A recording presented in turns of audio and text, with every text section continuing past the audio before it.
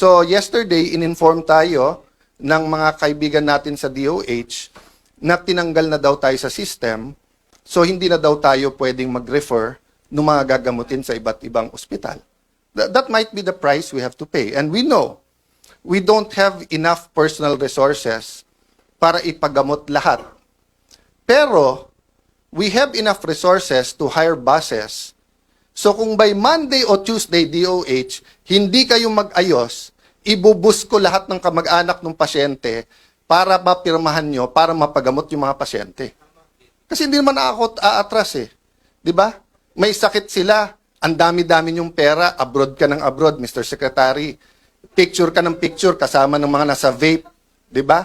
O, tapos, flu shots lang, hindi nyo mabid, hindi makasama. Tapos just because ang tingin mo, wala na ako ngayon sa paningin ng Malacanang, tatanggalin mo yung privilege namin. Oh, Senator Lacson, sir, sabi mo,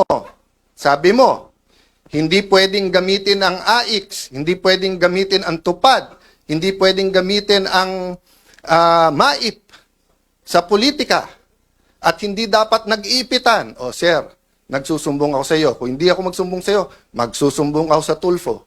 Oh. Pero, hindi kay Erwin at hindi kay Rafi. Doon ako kay Ben magsusumbong kasi si Ben walang kontrata sa gobyerno eh. 'Di ba? Walang tinatago eh, walang ano, 'di ba? I'm not close to Mon Tulfo. I'm one of his punching bags even during the time of Duterte time. Pero si Mon wala rin kontrata sa gobyerno sa pag-alam ko. So I respect him.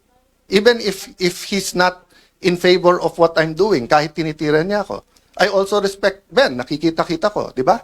Pero si Erwin at si Rafi, paano ko re-respetuhin ko? Paano ko re-respetuhin? Eh, di ba, alam ko kung sino kayo, anong ginagawa nyo, alam ko kung anong hawak sa inyo. Tapos, aaraw-arawin nyo ako sa media. Magdebate tayo, sabihin nyo yung topic, yung debate ng katotohanan, debate ng flood control, debate ng contractor, di ba? Huwag tayo magdebate ng kung ano-anong gusto nyong topic na nililihis nyo lang sa mga nangyayari.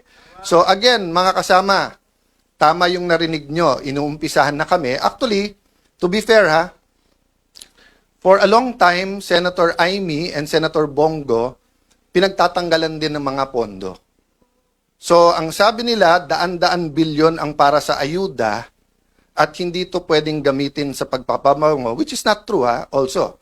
Nung simula nung nagkaroon ng oil crisis, nung simula nung Israel, open na silang may picture, may pangalan sa pagdidistribute eh.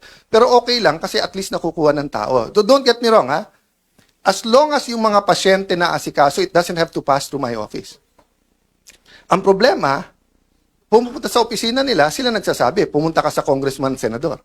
Pagpunta naman nila sa congressman, senador, ay, dito sa congressman na to kasi kakampi ng Malacanang. Dito kakampi, di ba?